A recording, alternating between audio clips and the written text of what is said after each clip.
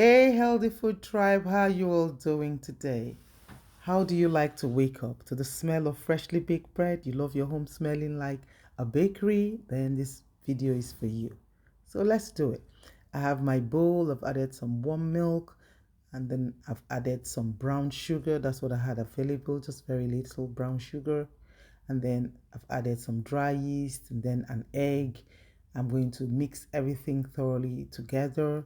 I added a pinch of salt, and then of course I'll give this a good mix. Then I add my baking flour and then mix it thoroughly together. At some point I had to knead, and then I have some melted butter. I've also incorporated it, and then I've kneaded everything thoroughly together. And then I'm going to put it in the warm oven to sit for 1 hour to proof the yeast.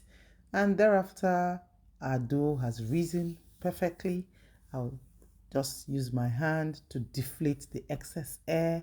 And of course, I'm going to bring it out again and then knead on the table. You can see the level of elasticity and the air that has gone into the bread.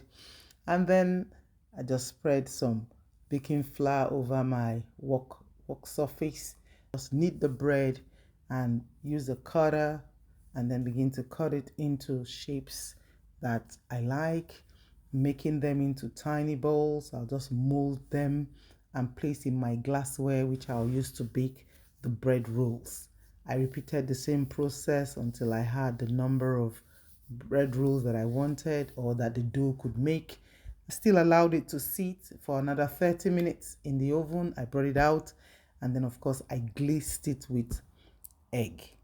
And then now I'm putting it into the oven. I'm going to bake at 200 degrees for 20 minutes, and our bread rolls are ready. How does it look? Yummy, in it.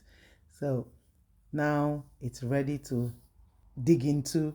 And then some people had it with butter, some with Nutella, some with honey, some with jam. It's your choice. Would you try this recipe? There's nothing like waking up to freshly baked bread. And guys, in as much as we patronize food outside our homes, it's good because it's part of life. But whatever time you have, as much as you can, make your own food. There's nothing you can make. All the things you love to eat outside, you can make them in your home. Of course, you can choose the ingredients you want to add to what you're making. Like in this one, it's little or no sugar, and so I can count it as somewhat healthy.